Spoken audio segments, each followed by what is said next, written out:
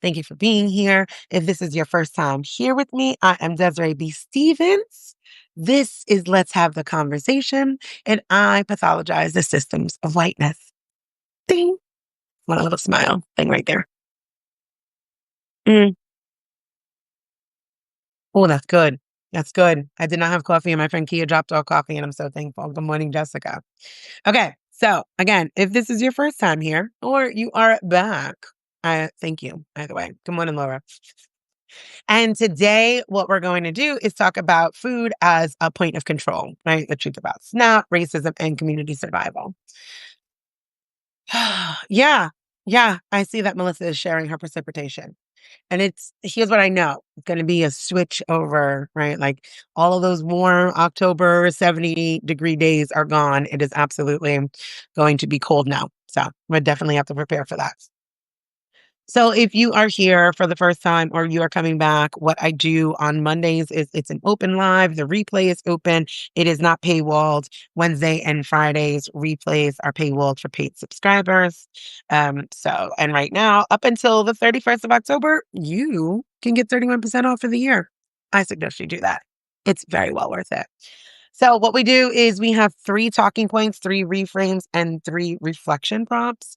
So we could just kind of think about situations differently or from an angle that we have not been allowed the time, space, critical thinking skills, and or proximity to think about.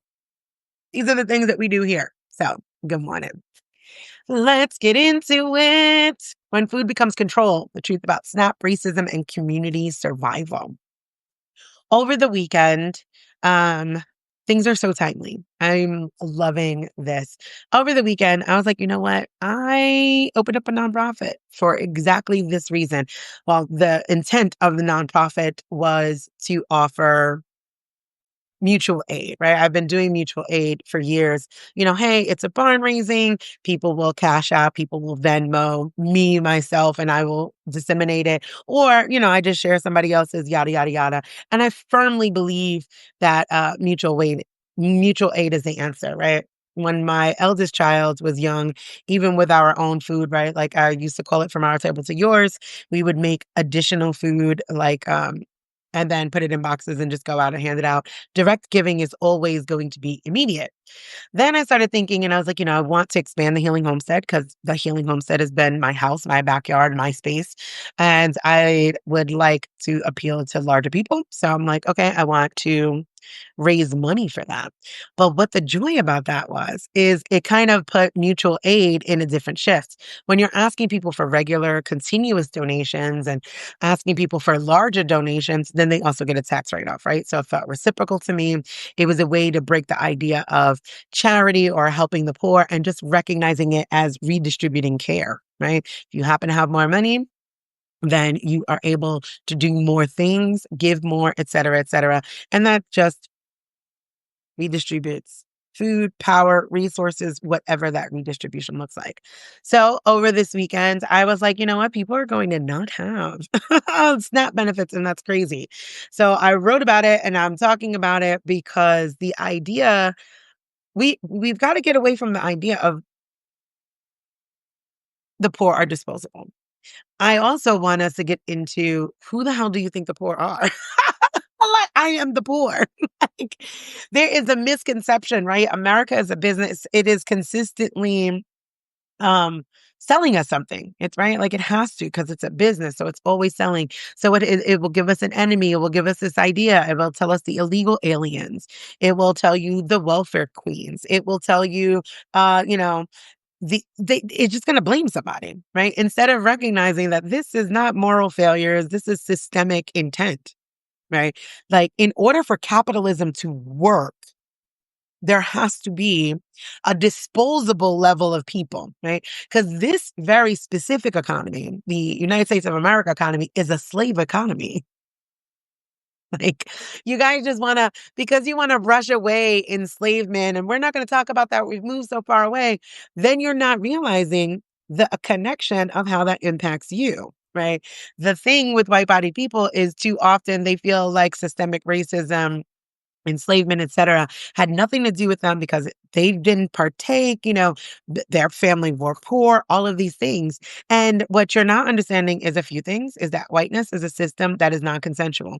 So whether you were owning people or you were, casting the iron that shackled people, driving the boat, like becoming the police officers, we all participated in it because it is an economy.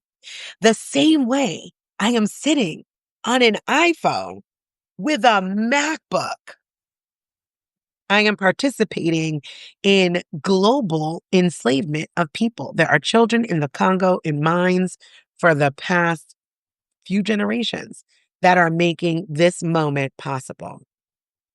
Do I enslave children? No. Am I a part and partake of an economy that does? Yes. Am I responsible to do the least amount of harm that I can in a system that I did not ask to be brought into? Also, yes. See how that works? Welcome to my world. Lisa says the refuge, garbage, poor people of the UK sent here before the Puritan invasion. Right. All of those things, right? America is a prison colony, no different than Australia was. But so let's get into that. When you start recognizing that we are all connected, right? Like this work of interconnection and how systems have come together and we are a part of them, whether we want to or not, you start recognizing, wow, all of these things impact me. So when you go and you begin an economy with enslavement, which means absolute free labor at the level of disposability that your brain can't even understand, at the point where there were breeding farms to breed people, to make more workers, because that is what we are. When we are born into an economy such as that, you are breeding workers for capitalism. You are not a fucking capitalist. You are surviving capitalism. There are levels to this. And none of us, most likely here, are capitalists. We are surviving capitalism. Some people are doing it better than others. Some are not. But here's one thing that's guaranteed. There has to be an underclass, and an underclass to the point that we don't care if they die. An underclass to the point that when we are okay recognizing that homeless people will freeze in the streets, right? We are okay with realizing that people will just not eat and die of starvation here in the greatest country in the world. That is what we were doing because that is what we were given. We were okay with the disposability of enslaved Africans. We were okay with the separation of Black people. We were okay with putting Irish immigrant into the coals and letting them die that coal miner's death. We were okay with allowing Chinese people to come over here and still exclude them whilst they helped build railroads. That has all been the biggest thing. It has led up to this very moment. And that brings us to our conversation today. Yes, I always call it an MLM. I'm like, whiteness is a pyramid scheme.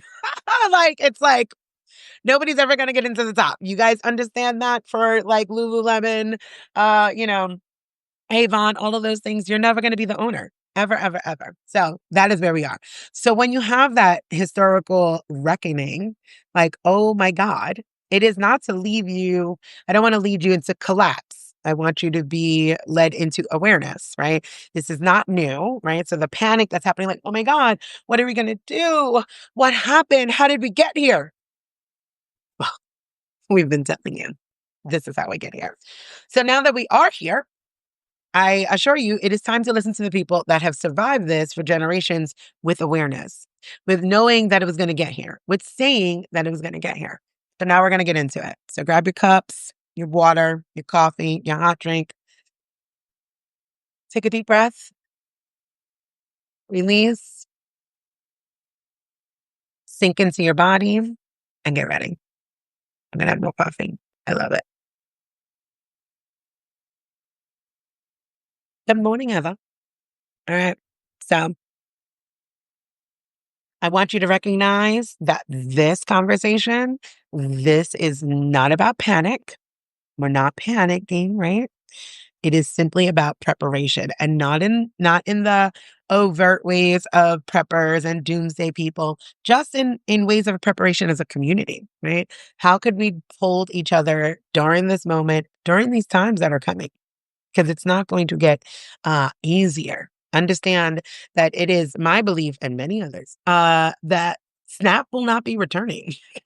Like that is the goal. And that is what we're going to be talking about because this has been in the running pretty much since always. But since people get deeply uncomfortable with talking about enslavement and want us to move past it and our bodies don't let us settle into that truth, we're going to go to Reaganomics. Let's just go to the 80s. Let's keep it cute. Let me honor your right to comfort. We can dig deeper later, but let's just go to the 80s and Reaganomics and how that went, right? So here, one, talking point. SNAP cuts are not administrative, they're strategic. This isn't a delay, it's the continuation of Clinton's welfare reform. Turning food into a conditional reward instead of a human right. I will be putting more things into the replay of this. If you do not know what Clinton's reform was, how it impacted um, the welfare system as we see it today. Good morning, Stephanie. So I want you to think about it's not about efficiency, right? Like when that idea of welfare reform working for these benefits, it gave an idea that was bred off of the welfare queen. Maybe we should start with the welfare queen. But it gave an idea that let's it gave an idea that people were not working, right? Like that we're not working, they were just lounging, living it up on their welfare, getting all of this money, these broken Black homes, getting all of this money uh, to sit at home, drive nice cars, and eat food and do nothing, which gave people this separation. One, it allowed them their racism to flourish, enjoy, and believe the tropes about Black women being salacious, being Jezebel, about broken Black homes from the 70s, about Black men not being active fathers or, parenting, the big, that Black root trope, all of those things fed into it. But again, I don't want to make you too uncomfortable. I'm lying. I'm going to make you uncomfortable.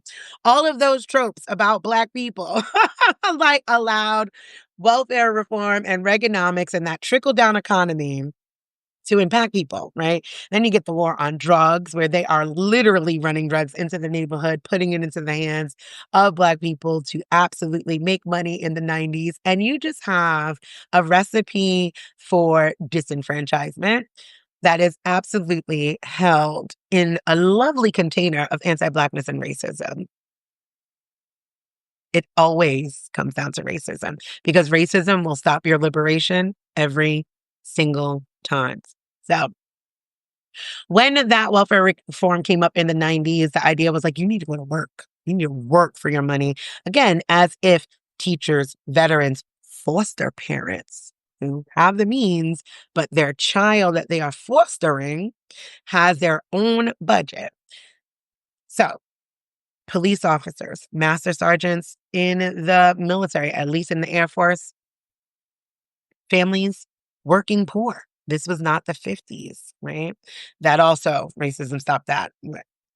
I talk about that with the move to suburbia, white flight, and the start of that. But anyway, there was no way to live during the 90s without those sort of things, right? Like with these help. But when you start putting the crack epidemic, say no to drugs, the crime bill, you're coming off of Reaganomics and the welfare queen leaving the 70s with the whole broken Black home troop, it's very easy to sell you 30 years later, two generations in, really 10, but we're not going to do enslavement. But at least two generations in, that Black people are lazy, don't work, live off the government. Fast forward two more generations later, it's the illegals. It's always going to be somebody. Before it was that, it was, like they made white poor people too proud to ask for help because they make you want to believe that you can move up in the hierarchies of whiteness simply based on the color of your skin. Because what? Say it with me slow. Racism stops your liberation every time. Good job. Lisa says, hard for Black men to be home with family when they are incarcerated. That too, but also Black men are the most active fathers, father group. Like, the things that they put through. I think it's something like, Black men prefer white women, this and other thing. 80% of Black people that are Black men that are married to Black women. So it's just not true. My point is none of it is true, but racism is an easy sell. So, and it makes people separate themselves instead of coming together in community and recognizing economically we're all fucked up. Like it doesn't, the only color that matters at the top of that MLM is green. Okay. And they'll just sell you whatever they need to in order to distract you and separate you. But green is the only color that matters in a slave economy. Okay. Good job. So the reframe I want you to think about this is that this is not about efficiency. Good morning, Melissa. It's about control. A hungry population is easier to discipline. You can't think about nothing. You ever been at work and you're just like, you're in a meeting or something, you're like, I'm hungry. Like, I can't, I hear the words, the mouth is moving, but I'm hungry. I can't think about this right now because your body, we live in our bodies, and your body is like, we are starving, we are hungry. Hurry up, something is happening. I'm about to collapse. And our bodies are such beautiful organs and organisms and machines, if you will, that will protect us from death. That is its goal. Like, oh, you're dying, and there's something that you could do about that. Please drink some water. Please take a nap. Please eat some food. When you're hungry, you can't think about anything. And please believe that nothing breeds violence like poverty. That's just that simple. I can't think about anything if I need to eat. And I promise you, I'm going to be super stressed out if my kids can't eat. And I'm going to find a way for my children to eat. Hell or high water, right? That is just a natural survival instinct. That is lizard brain. That is the whole energy of, that white culture. Kill or be killed, dog eat dog world, all of those colloquialisms, all of those thought terminating cliches that come up are absolutely from that lizard brain of survival. Right. So when you have people that are hungry, concerned, pillar to post living, robbing Peter to pay Paul, they do not have time to revolt. It is a privilege, right? Think about how our generation or the boomer generation, I'm Gen X, but boomer light, thinks about mental health. Right? It's like, oh, I didn't have the time to be depressed. Well, I fucking hate that for you, Susan. Like, I have a therapist. I don't know what to tell you. I'm so sorry that you grew up in a society that didn't give a fuck that you did not enjoy life, that you could not get up to make a bed, that you needed uppers and downers to fucking function, that you were walking around with mommy little helpers. I'm so sorry, Susan. I hope that you want a better world instead of bashing those that have realized that it's important. Same thing goes with food. Same thing goes with food security. These rising rent costs, kid, 3, 5 times the rent. I need 3, 4, 5 months rent.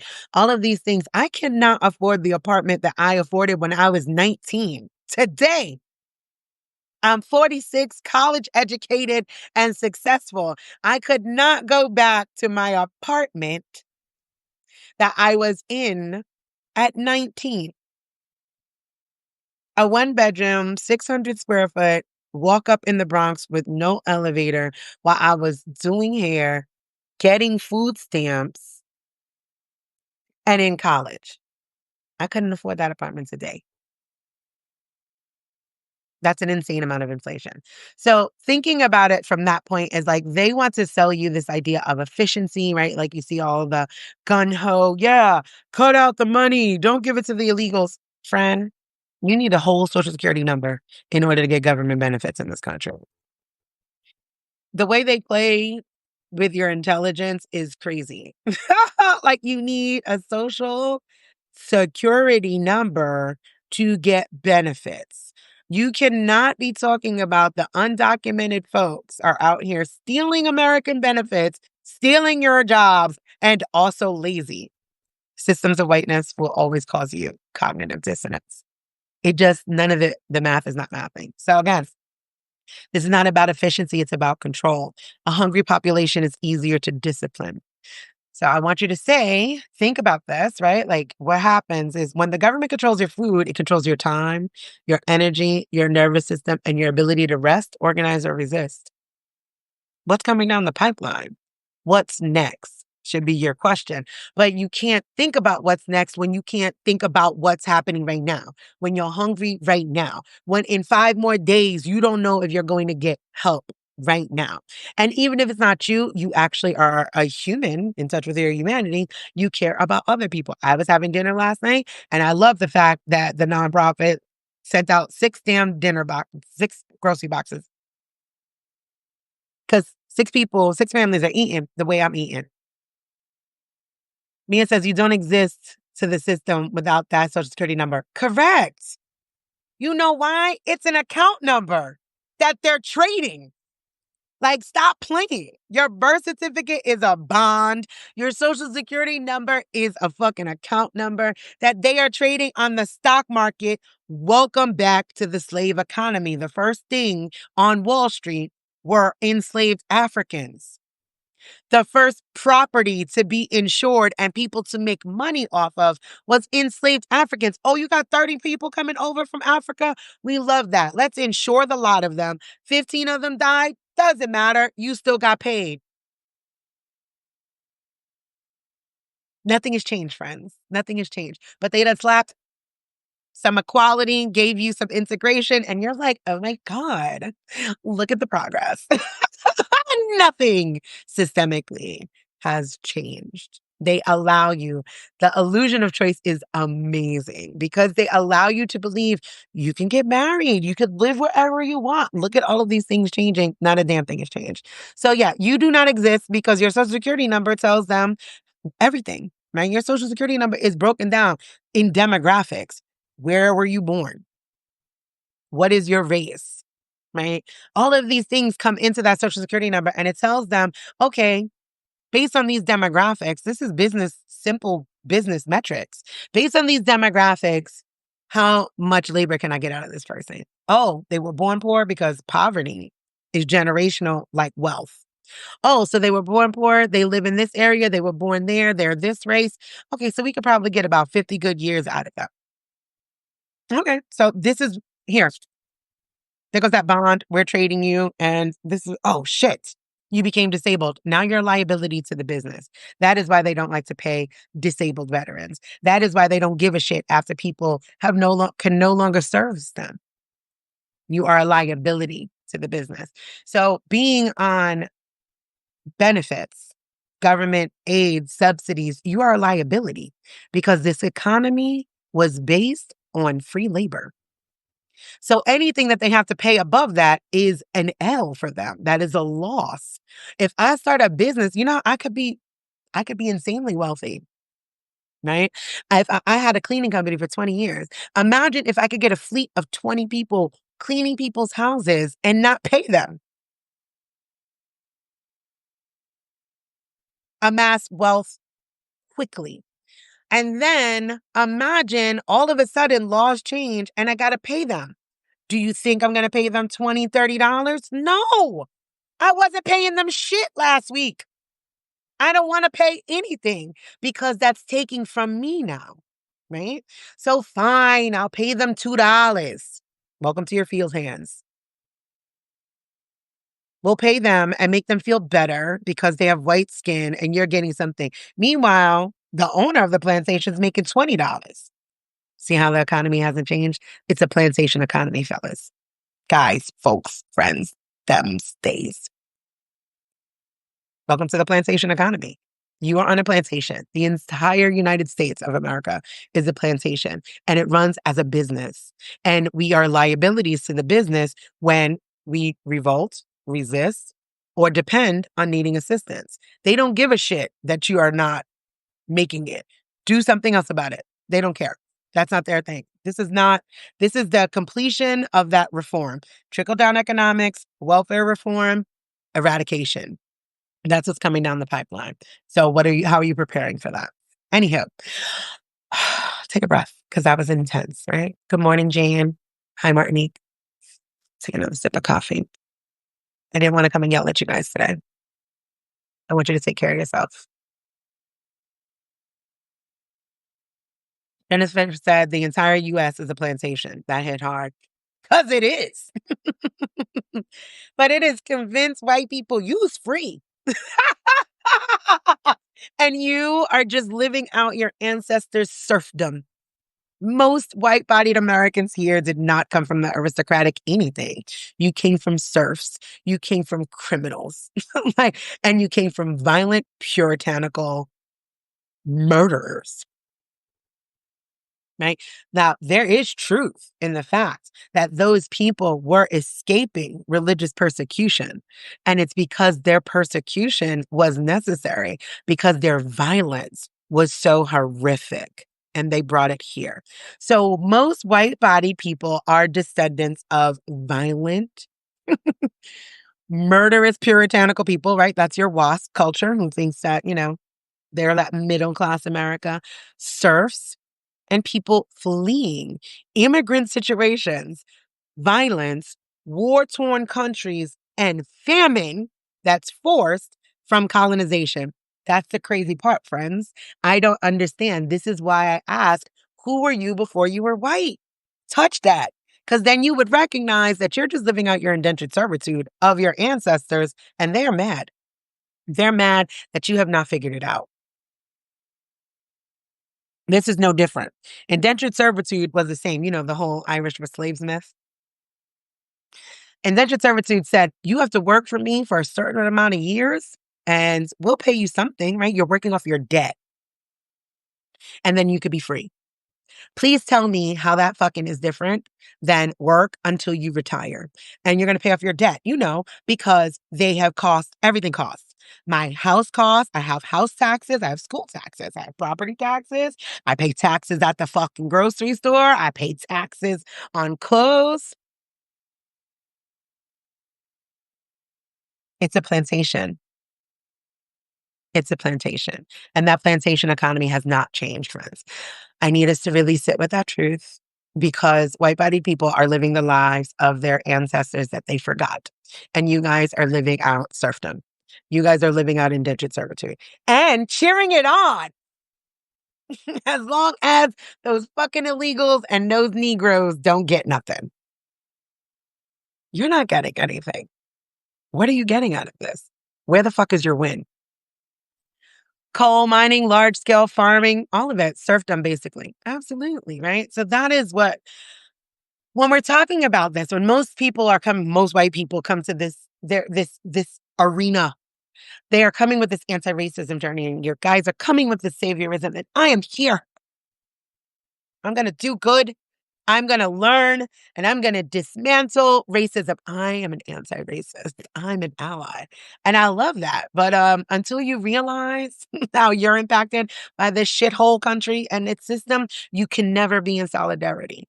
And solidarity is what it's going to take to get to the other side of this because we're watching it collapse, which is a beautiful thing. This is that late stage capitalism. I said this before during the 100 Days of Community. This is death grabbing on for its last little bit.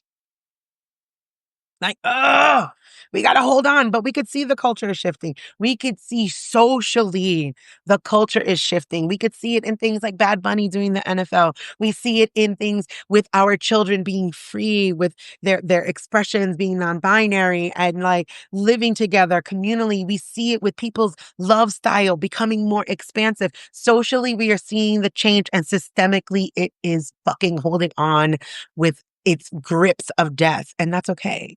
Because as long as we are coming together socially, as long as we are doing the work of coming into solidarity, dismantling, doing anti-oppression work, you are going to 100% dismantle it systemically. So focus on that. Lisa says 7 times great grandpa was an indentured servant shipped to Virginia. And look at you. 7 generations later, still an indentured servant. Right?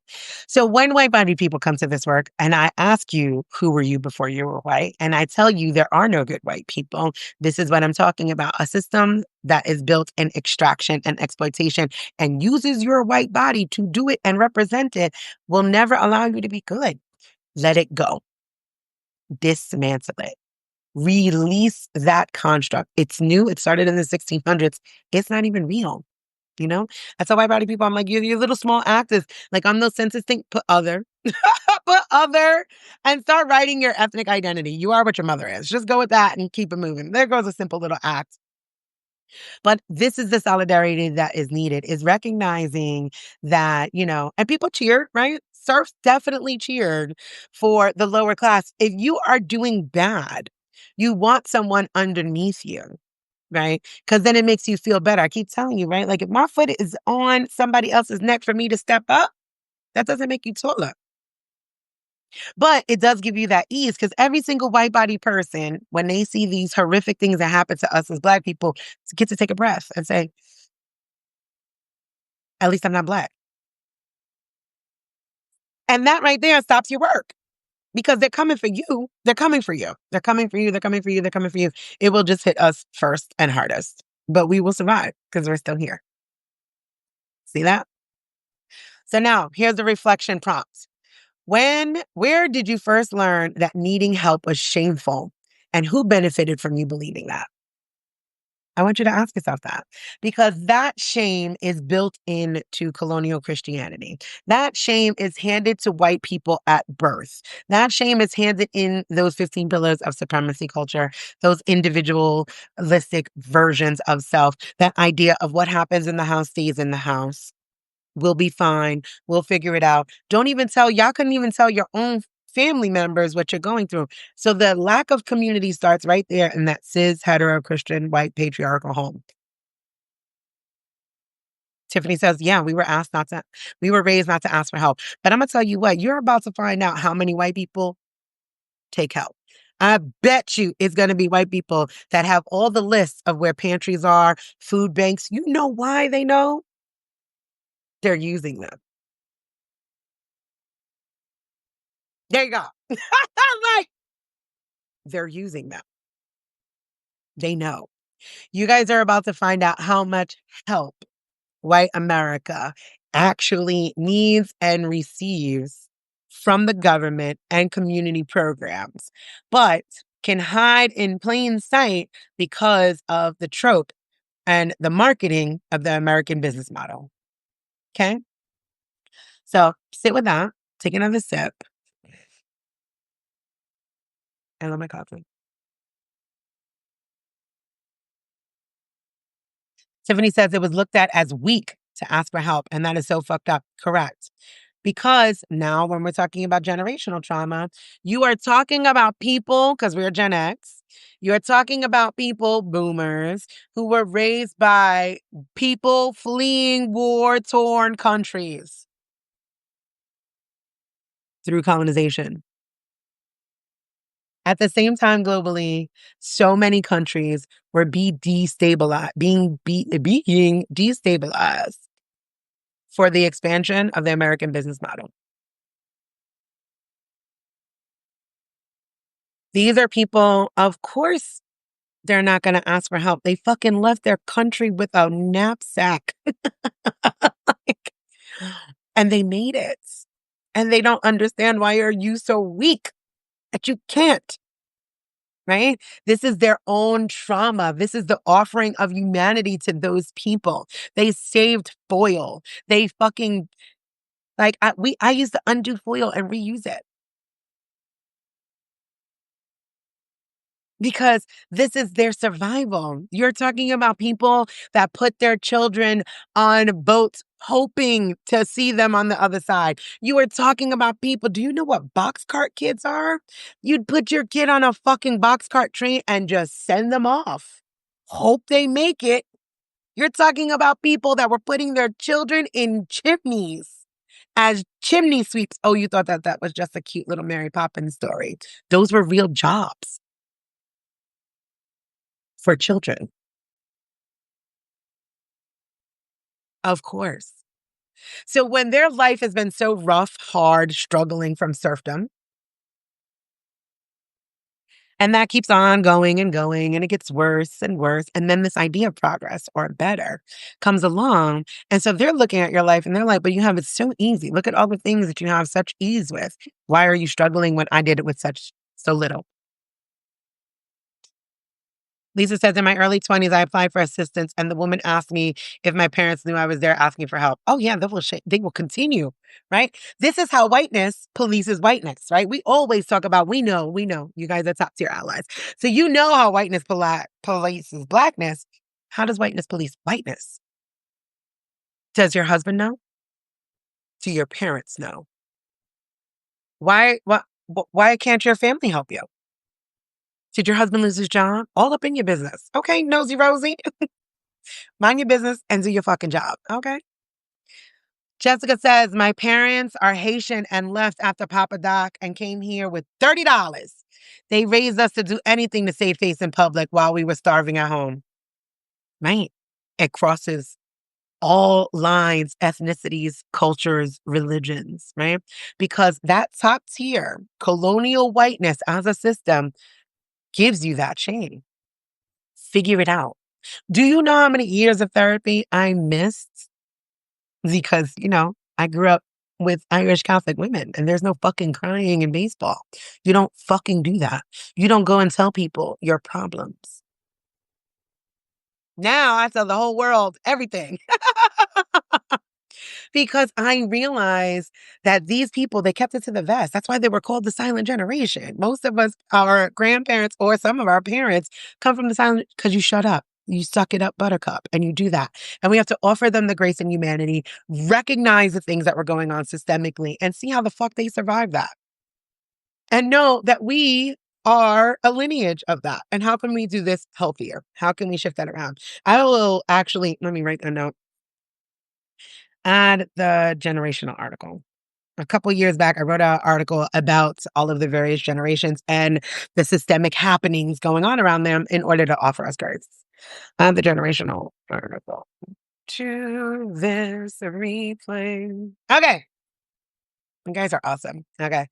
I've been telling you that as we come into the darker months, we're going to go deeper. We're going to go slower. If you notice, it's not as many articles. Our lives are going longer. And that's okay because we're getting deeper and we're getting in. Let's take care of your body. All of these truths are coming up, right? And it's shocking to the system. And the more that we share, right, the more that we recognize that crossover of culture. And the culture is suppression. The culture is violent. The culture is isolating. And we need to remove those layers, right? Like lift that veil and come together in solidarity. Talking point 2. Now we're going to get into the welfare queen. So this comes directly from the welfare queen propaganda. The attack on welfare has always begins with anti-Black narratives. People will tolerate the suffering as long as they think it primarily harms Black families. Taylor says, psychiatrist kept my mom in checks. Coffee Cats and Dads. Yes, Lisa. I really should take on that Monica because it's really cool. Okay, so we kind of touched that already, so I don't need to harp on that, right? Like on how we have this plantation economy. This is an entire plantation, and anti-Blackness and racism will stop your liberation every time.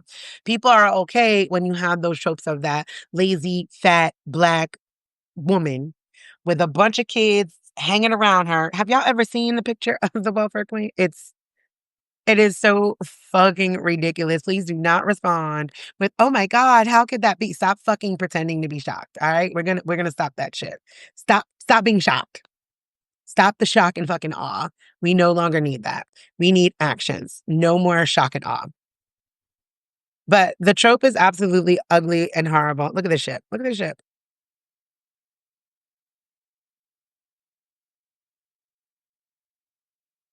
And we see it coming up again today with AI, right? When we were talking about, like, you could see they are making TikTok videos and all these other sorts of videos with Black women sitting around loud, fat, yada, yada, yada. I need my EBT, talking fucking reckless and everything. Yeah, nothing has changed. Nothing has changed, friends. Okay. See this. Child, look at me struggling. Like I become a boomer in front of this thing. Okay, there we go. We can switch it around. Yes. You ever seen that? Look at that. With Democrats in power, I'll take 2 welfare queens at the Cadillac dealer. Yes, you can. The Dems. Do you see that? Does that not look familiar? Does that not feel familiar? This was the 80s. Fat Black women run into the Cadillac dealer to get 2 Cadillacs because of their $30 in food stamps. And the Democrats are just handing them the money.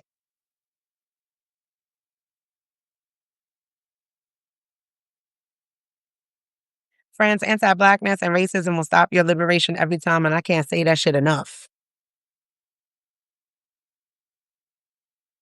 Anti-blackness and racism will stop your liberation every time. And I can't say that shit enough. And so that turns around and it puts the shame on Black families. I'm not going to get no help for years. I did not, besides the fucking whole, like, grandparents are immigrants and you better fucking figure this out. For years, I didn't want to take assistance. And I was like, wait, I actually need help. And eating is a human right. I actually need help. And I was like, oh, yeah, I'm going to go do that. And I was like, wow, what a nice burden that eased while I was transitioning, while I was disabled. And then you could come back off. And yes, are there people taking advantage of the system? Of course there are. Do I think that we should cut off the lot? Right? It is literally the cutting the baby in half, right? That is what this is, right? Go to that biblical story, right? Like the true mother would never sever her baby in half. Fuck it. Have the baby. But these people are ready to cut the baby in half because maybe some people are taking advantage. Do I think that there is definitely something I've shared with you guys before that when I first came into political awareness, which means turning 18, I was absolutely a Republican because I grew up with Reaganomics and welfare queen tropes, right? So I believed in being fiscally conservative. That's the scapegoat of well-to-do Republicans is I just want to be fiscally conservative. I just don't want my money going all of these unnecessary places. So that was my ideology. And when I then learned, like, no, one, that's not happening. Does there need to be some things? Yes. Should there be some stop holds and assistance in there, right? Like if you're getting certain benefits, could we offer some other ways? Are there pathways to home ownership through Section 8? Are there pathways to this and other thing? Yes, there could be. But you know what that never addresses? The fact that this is a fucking plantation economy. What it never ever does is put the onus on a system that creates the level of poverty that needs assistance. And that's when the fuck I woke up, right? That was my conversation. Of course, there needs to be these things. These people should not be on it 20, 30 years. You can't make a lifetime of it. Not only them, then their children are on it. And well, guess fucking what? Poverty is generational, just like wealth. And it's designed like that, folks. It is designed like that. And it took me way too long in my life to realize that it was designed like that. Coming from abject poverty, cheese lines, food stamps. It took me way too long to realize that. But that is how it's set up. It is intended for us to be so far removed and to believe that we are the exception to the rule. Mm-mm. The rule is ruling. And we are just being ruled by that ruling class. Okay? Okay. So the reframe with that welfare queen propaganda is this is not about individual morality. This is about racialized social control. Racialized social control. It's never not been. It's never not been, right? When you came over here and you have the Puritans coming over here and murdering the people of the land, the indigenous, that's racial. Before they even got here, when they were doing it with the Irish, separating Catholics from Protestants, that's race. Race changes because it's a construct. Race was not always what we know it as today. But this has been perfected over thousands of years, friends. Right? Race, as we know it now, is a construct of the 1600s. It morphed from what it was over the pond. Super simple. Whites, non-whites. Race is a construct made for white people, a socioeconomic political stance that tells you who could vote and who can make money in this new world. That is what that construct was. White people and everybody else. And even in that, so you can understand how those hierarchies of whiteness that I talk about was built. I need you to know, especially for my patriarchy haters, white men couldn't even vote in this country unless they were wealthy. Got to get real fucking intersectional over here, okay? I'm gay. So think about it. The welfare queen was never real because who the hell is buying Cadillacs with food stamps? Who is buying Cadillac? You can't even fucking buy cars with food stamps. But we went for it. Hook, line, and sinker. Again, the way that people are going for the fucking illegal alien, undocumented persons, able to come over here, steal your jobs, get welfare, and be lazy, hapless users. The marketing is fucking amazing. It is absolutely amazing. Yes, Deidre, and who could own property.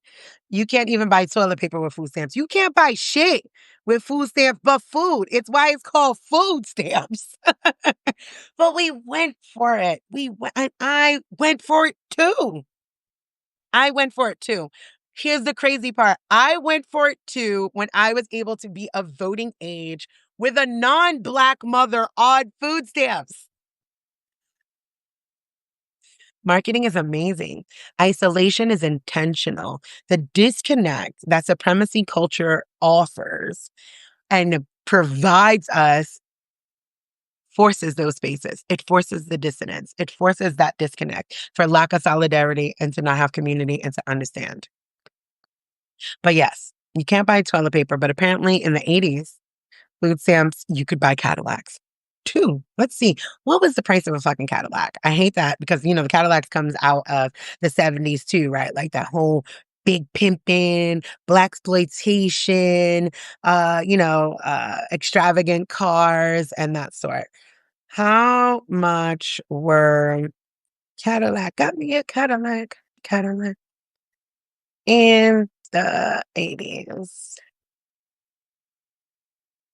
1980, the new Cadillac could cost $15,000. God damn. That's a lot of the money in the 80s. So they wanted you to believe that a person that most likely was working, and received supplemental, that's why it's no longer called food stamps, it's SNAP, Supplemental Nutritional Assistance Program, to supplement the income that you ain't getting. So the government is not really supplementing the people. It's subsidizing corporations. Okay? Because corporations could just pay you what you're worth. And you would not need supplements from the government.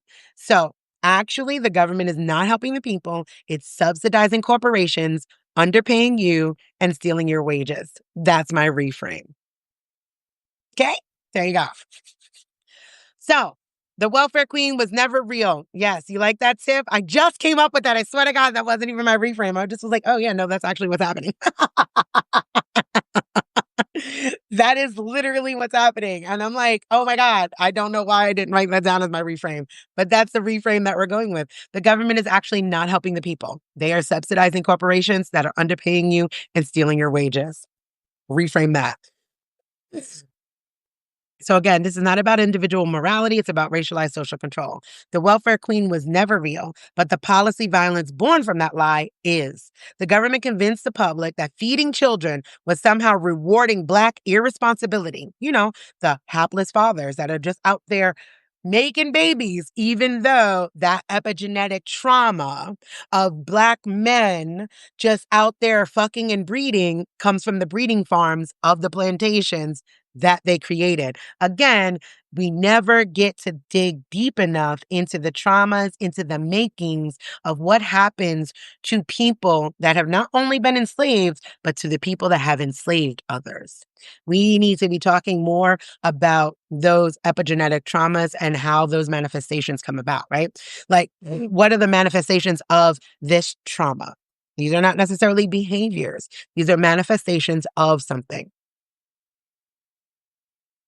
Mindy said, I never thought of it that way. Brilliant. Thank you.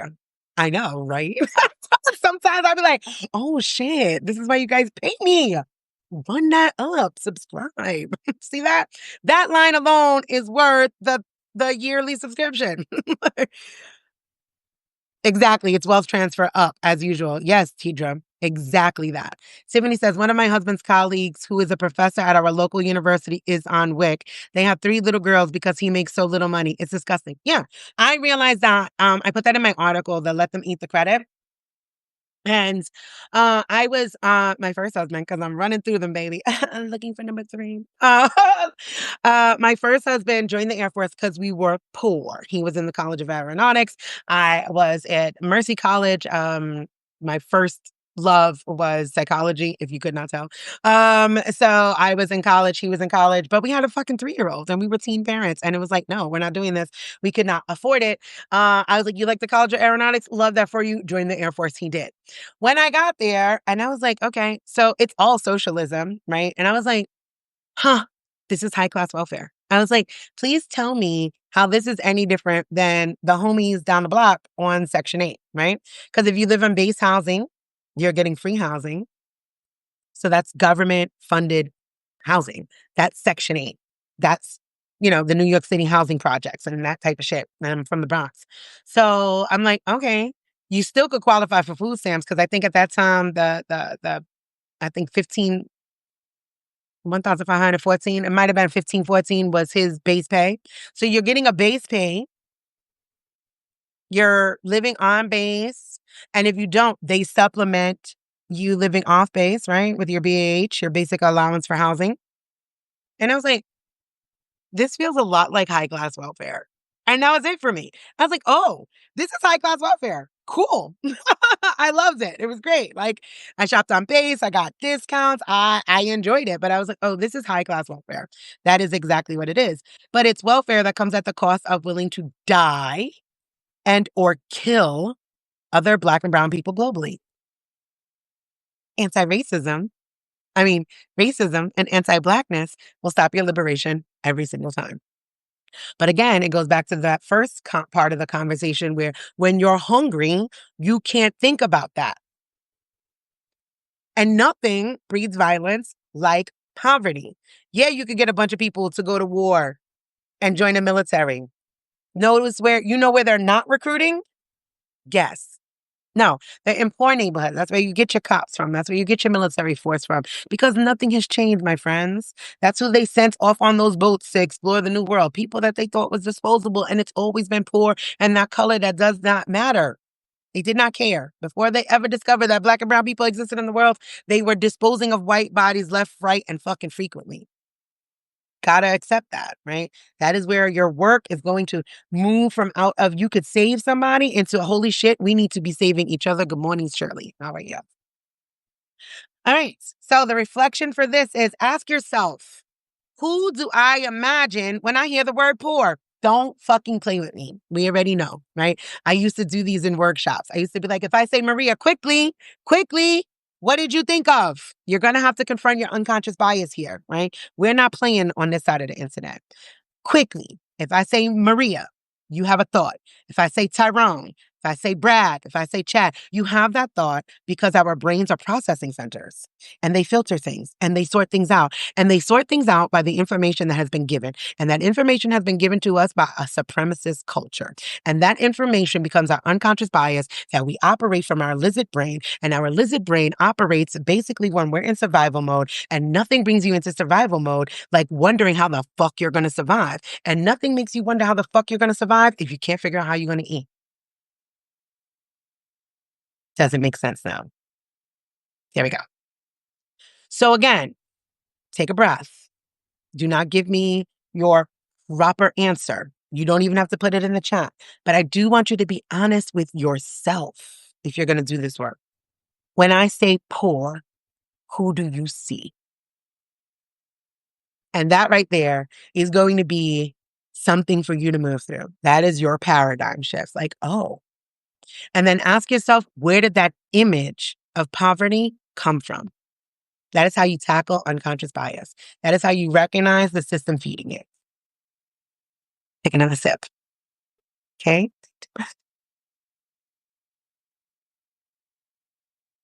You could stay in this work. You can do this. I believe in you. Sit with that for a second, 30 seconds. Let it mull over. And as you are realizing the image that comes up, allow those other things to come up that your unconscious bias has just been storing in your little lizard brain, which is your operating system, right? It's your operating system. I couldn't think of the other word. I'm like, it is. It's your mainframe. It is the operating system. Even when you put new programs into it, there is an operating system. And that is it, friends. That is it. Good morning, Jennifer. Hi, Nicole. Talking point 3, and then we're going to get out of here because you guys are giving me so much of your time. I love you. I appreciate you. And thank you. We are not powerless. Okay. Because one thing I'm going to do is I treat my liberation work like kink work. I am not going to beat your ass and not offer you aftercare. I do not like that. Okay. You drink water, you move your body, check in with yourself. How are you doing? What's going on?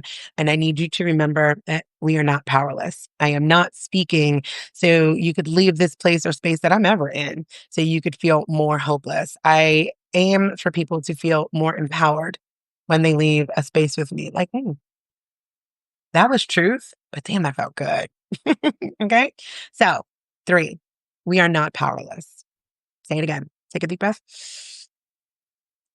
You heard all that uncomfortableness. You have to sit with it. You have to dredge up the trauma of your family, why you couldn't go to therapy or ask for help. You had to hear about your unconscious bias and how you participated in these systems. And that fucking sucks. Drink some water. And then take a deep breath again and tell yourself, we are not powerless. Good morning, Susan. Hi, Sarah. We are not powerless. Community is the original safety net. Okay. We don't wait for the state to save us. Fuck the state. What's so interesting is the dichotomy, the duality of the idea, growing up Irish American, was, yeah, no, asking for help is a problem because it was outside help. But you better fucking get it in here. So I think that I love that duality.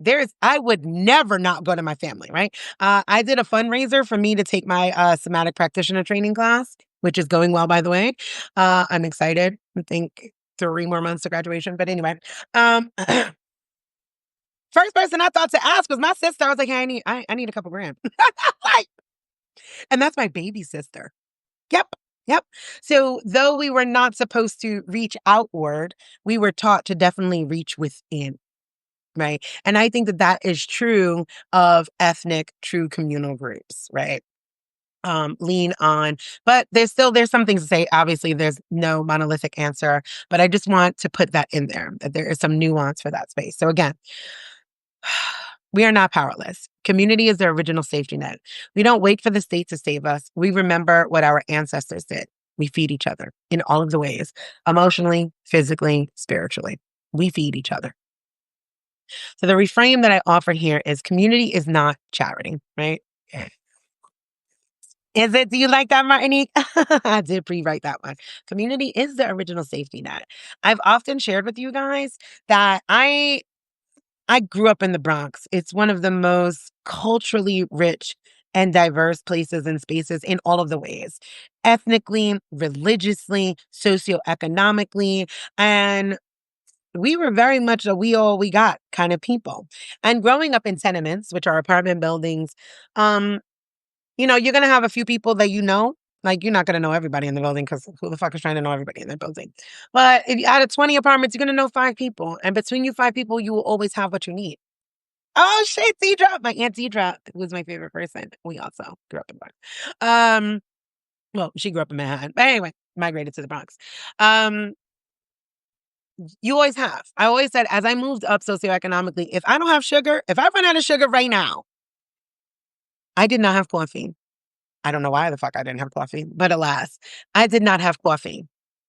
I have community though. So I asked my friend Kia, I said, hey, while you're out, because she came and she needed to get something from me. I said, hey, on your way back, could you bring me coffee? That's community, right? When you move up socioeconomically, you become more isolated because why don't you have coffee? Why don't you have sugar? Don't you got a man in the house? The fuck does that mean? Like, 2 people can't be struggling? Yes, I do. We both need coffee. You know what I'm saying? Like, that kind of idea. Community is absolutely the safety net that is needed. This weekend, I sat down and I love it. I have raised $1,500 in less than 48 hours in the nonprofit, and I've sent out 7 food boxes, right? I go to Aldi's on Instacart. I don't give a fuck where you are, and I'm just like, "Hey, there you go." I'm not parceling it out on money, dollars. I'm not saying only $50 per family. I am saying how many people you gotta feed. There we go. Boom. There we go. Boom. Here's some basic. Here's some staples. Here's some rice. Here's some beans. Here's some chickens. Right? Like let's get people fed. Here's some oatmeal. Stretch that shit. Do the best that you can. I'm hoping I can make tens and hundreds of thousands of dollars with it. Corporate sponsorships and all of that. Um, so I could continuously do that because people should not have to stand in lines, right? That's still more of a shame tactic. Do you know how many people are hungry sitting in your face? Sitting in your face?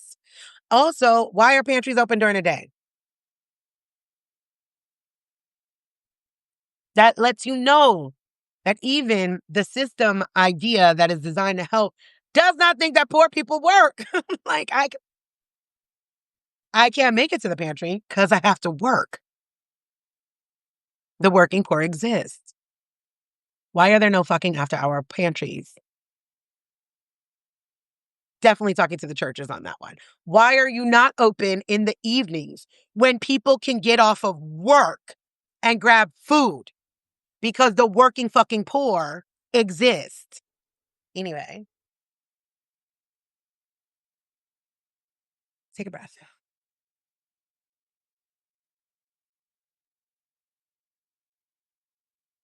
So yeah, we feed ourselves. Taylor says it takes so much time to access benefits. Yes, and I fucking hate it. So I am Instacarting groceries, seleniteandsage.com. If you guys could, somebody could type that into the chat, I would appreciate that. Go there, give money. It's tax deductible because that's what nonprofits are supposed to do. Take money and redistribute the care. No, I'm not getting paid from my nonprofit, if that is a question that's on there. I'm not seeking that, at least for the first year of its operation. Um, Maybe I will. Maybe I won't. I don't know yet. But not this year, because right now I'm doing enough with my for profit business. So I'm surviving and I don't need more than what I need. That's another way of living. But anywho, so community is not charity. Community is a strategy. Mutual aid is not helping the needy. Mutual aid is how we stay alive. We cannot do this without each other, guys. We cannot. Jennifer says, are the groceries shipped nationwide or just in your local area? Wherever Instacart delivers. If Instacart delivers to you, you can get food. I'm on, here's what I do. I go on my computer. I go to the jot form that they fill out. You got a family of 6? Do you have any allergies or anything like that? Love that. Boom, boom, boom, boom, boom, boom, boom. There's some basic staples, rice, dried beans, oatmeal, if they can have that, you know what I'm saying? Um, Meat. Some people are veg, some people no pork that I've done, you know what I'm saying? Whatever that looks like. Somebody had a soft food diet. I don't give a fuck. Put it in there. I'm gonna buy it. I'm gonna send it. And if Instacart delivers to you, you can get food. I do not need a huge explanation. It's the same thing that I do with the scholarships here. I'm gonna trust you with your money. You tell me you can't afford $10 a month? Okay. What am I do? Like, I don't need to see your bills. $10 a month can make or break somebody. I recognize that. Somebody messaged me and like, when they unsubscribed last week and they were like, I love supporting you. But, I just lost my job and I'm living off credit. I was like, oh, what a wonderful opportunity. Thank you for allowing me to support you. Here's a year free. It's not taking anything from me. It just is what the fuck it is. We're all surviving at different levels. We are all surviving. And the more that we recognize that, I'm not a fucking capitalist. I am surviving capitalism. I shared in my last article, I live off a credit card. Baby, everything, everything. And I don't care. It is the cost of poverty. And I'm going to have some fucking joy. I don't know. I don't know. My cousin jokes with me. She's like, but what about the interest rate? I'm like, I don't know. I don't even know what they are. I don't care. You know what I like? To have what I want. That's it. I don't care. And you got to pay the cost to be the boss, friends. Okay. So, again, if the state will not feed the people, because we already discovered that they're not feeding the people, they are subsidizing corporations that refuse to pay you an actual living wage, the people will feed the people, right? That was one of the main cruxes of any Black liberationist organization. Thank you, Shirley. I appreciate that. The Black Panther 10 point, have y'all heard of it? We'll put it in here. Feed the people. Feed the people. You got WIC. They're definitely gutting this shit, right? You got WIC, free breakfast, lawyers, ambulances, because the Black Panthers was like, we can't do shit when people are hungry. We're going to feed the people. We're going to feed the kids. The fuck are y'all doing? We're going to feed the people. All of those things. What happened was the government seen that shit working and took over and made them a terrorist organization. So please believe they want to gut anything and everything that Black people created for equity because they want their monarchy. They love and live off of your serfdom, our enslavement, and the erasure of indigenous people across all lands. We're all indigenous to somewhere. And colonization has disrupted that indigeneity globally. It's the same thing over and over again, friends. All right. So this is not new to us. We come from gardens, kitchens, shared pots, and come sit at this table. We have survived every version of empire through each other. So if you are sitting here today, October 27th, 2025, you are not new. White people swear to God, y'all are new every generation. Not me. I'm not. Yes, the fuck you are. And there's something beautiful about that. I am every bit of my ancestors. And I fucking love that on both sides. I am their wildest manifestation, and I exist in a time that they didn't even think they would. You know, I embrace being fat. My people survived famine, forced famine. You can't tell me shit. My Irish ancestors are like, yes, baby. Yes, eat that. Yummy. Love that for you. Because they starved to death. And I'm still here. My African ancestors are like, you go, girl. Talk that shit. Because they died.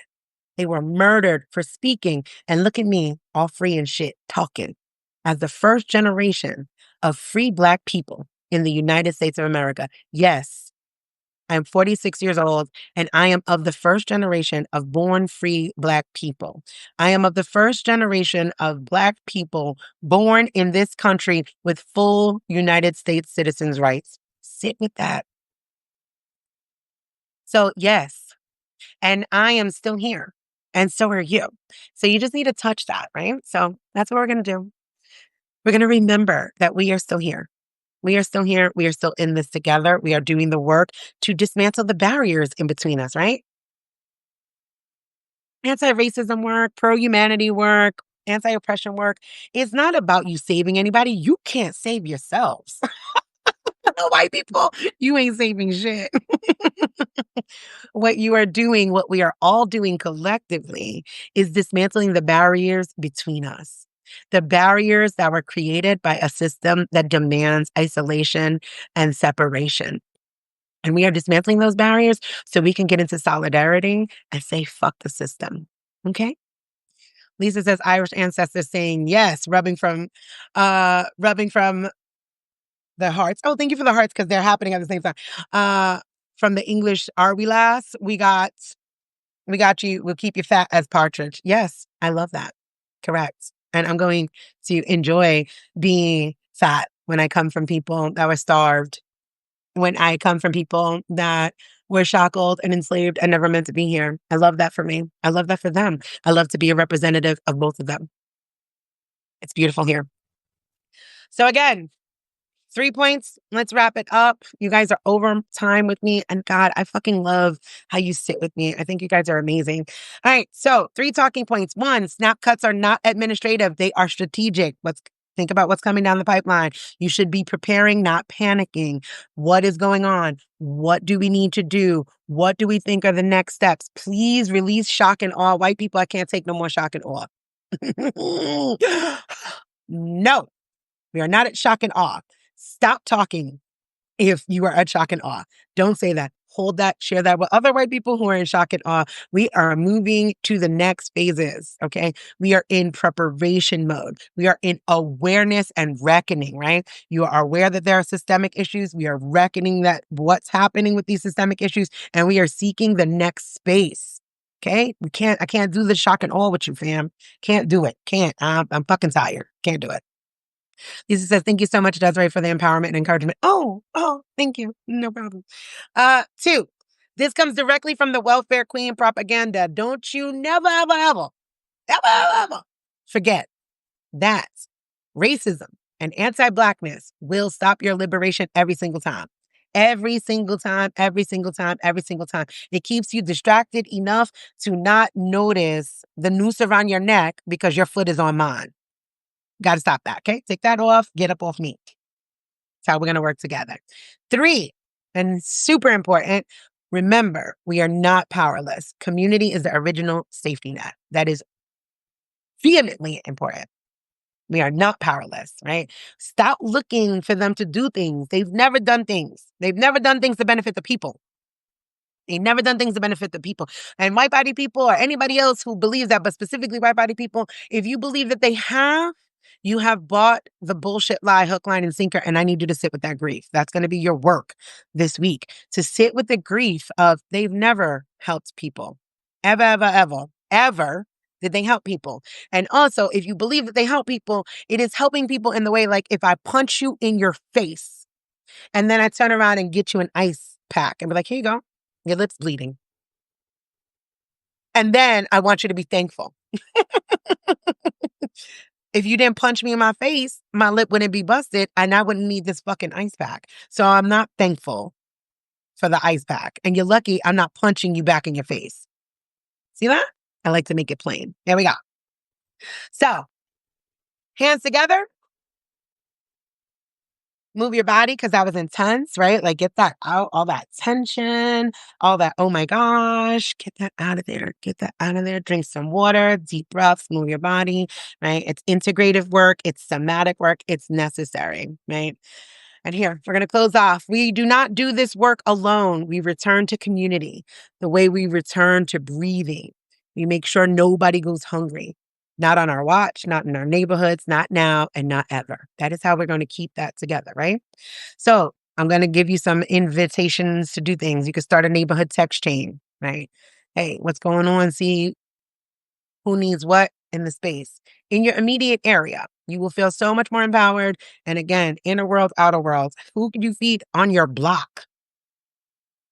On your block. Who needs a car ride on their block? People are going to have cars repossessed. There's going to be a lot of things coming down the pipeline. A lot of things. There's going to be crime. There's going to be petty crime. How do you arm crime? Because again, nothing breeds poverty like violence. And I'm going to eat. I'm going to eat. And if that means stick you up to eat, that's what's going to happen. Like, stop. No more shock and awe. You finna get robbed. I said this like 6, 7 years ago. I said, robbing season is coming. Robbing season is coming. I don't understand how y'all don't see it, but I'm trying to tell you. And here we are. We are now at robbing season. Leave your doors unlocked. Not your house, but your car. Save yourself the fucking car window. Don't leave change in there, or leave a little box of food in there. Please take this and leave my window alone. I don't. Door is open. Grab food. Like, yeah, if you see someone stealing groceries, no, you didn't. No, you didn't. They're getting their money back that they didn't pay for. Rob them. Rob the stores, not the people. Not the people. Cook in bulk and share your plates, right? Food stable things. There's always somebody. There's always somebody that could eat. And it doesn't even matter. It could be that you as a parent are sharing that with another person. My homegirl used to pick up my kids and well, her husband used to pick up the kids because she was working late. So you know what I would do? When they would drop my kids off, I would have a dinner plate for her husband. See what happens when you're not weird and don't have ownership? I was not sleeping with her husband. I was feeding him. He was picking up my kid. That's so simple, right? Well, quid pro quo. Then it switched and the kids were coming up and being in my house. So my kids they were all eating and then I would send plates home. and vice versa. So it doesn't have to be. The idea I really want you guys to get out of is you are not helping the poor. You are the poor. Who the fuck are you comparing your poverty to? I compare mine to billionaires. I assure you I'm the poor. Am I better off than the person that don't got $50 in their account? Absolutely. Yeah. But I am much closer to being the guy with $50 than I am the guy with 50 billion. Okay? So we are the poor. We are the poor. You are not helping the poor. You are redistributing care. Okay? We are taking care of each other. You ain't helping shit because you are poor. I don't know. Get that shit out your head. You are poor. You are poor. I don't give a fuck if you have a 401k, you're middle management. You are one job away from now. You are one AI could do what the fuck you do, and you are poor. You are poor. So you are not helping the poor because you can't help yourself from becoming the idea of what you think poor is. You are redistributing care. You are taking care of people, yourself, others. That is what's happening. Hi, Dina. Okay, so cook in bulk and share plates, start a neighborhood text change, support your local community fridge if there's one. Unfortunately, I know Atlanta Free Fridge is closed here, but there may be some in your area. Look around, find these things. Findhelp.org is amazing. If somebody could put that in the chat, that would be dope and appreciate it. Literally, findhelp dot, I think it's .org. Findhelp dot maybe .com. Nope, it is .org. Findhelp.org. Thank you, Shirley. Appreciate it. Any state, all states, put your zip code in. They have all kinds of things, all kinds of assistance. Amazing resource. All right. And then ask people what they need. Tell somebody, hey, what you need? You need something? Like, that is like a New York City proverb. Again, I'm from the Bronx. I'll go to the store. Y'all need something? It's just that was one of my biggest pet peeves in my marriage. I swear to Christ. Like, my husband would get up and he would go to the store and, like, let's say I was in the cottage and he'd come back and I'm like, why the fuck you didn't tell me you go to the store? Now, in his defense, if I needed something, he would absolutely get back up, no huffing, no puffing or whatever. But I'm like, that is a New York City proverb. If you are leaving the block and you're going to the bodega, you're like, yo, I'm going to the store. Do you need something? And the person will tell you, and if they got the money, they got it. If they don't, they don't. Either way, you're coming back with what they need. You know why? Because they're also not going to give you a big-ass laundry list. They're going to be like, yeah, look, let me get $1 worth of salami, or let me get a sandwich, give me your butter roll and coffee. It's going to be something simple. And that it'll be reciprocated another time around. Or if they give you $20, they know they're not getting no change. That's how that works. Ask people what they need, friends. Ask people what they need. That's it. I am going to let you guys go. You guys have sat with me. I think you're amazing. You are wonderful. The replay, again, this is not paywalled on Mondays. So I try to go really deep, really heavy. But please become a paid subscriber because I am also surviving capitalism. And if you can donate, the seleninesage.com, if you go there. And also, do not feel like you have to do it on your own. Bring that shit to HR and be like, donate to this here. We take corporate donations. We like money. So we could redistribute the money and the care for people. Talk to your people. If you are in charge of a board, be like, hey, I found a nonprofit I would like to support. This aligns with my ethics. This feels attuned to what I am doing. It doesn't have to just be on you. Place the onus on these companies that you guys work for. Who do I need to talk to about donations? Who do I need to talk to about grants? It doesn't just have to be you. Leverage, right? A while ago, I talked about white privilege versus white leverage. Leverage that shit. Leverage it. Leverage it. Leverage it. They're listening to you. Great. You don't have the money. Understandable. You're feeling a little bit of fear, right? I could read the fear greed index. You're scared. You know what? I don't want to donate because right now shit is getting hairy. Hey, I got you. We're all surviving capitalism. You know who's not? That board, that company that you work for, that you currently have a job with. Pressure them. Pressure. Apply pressure and redistribute care. All right. That's it. I'm gonna have my coffee. I'm gonna finish this off, and I'm gonna be sending out more food boxes. So stay tuned. I've been posting updates on my notes. And I'm excited. And I love that I get to do this work that I love. And thank you guys for making that possible. I love you. I will see you again on Wednesday. Bye.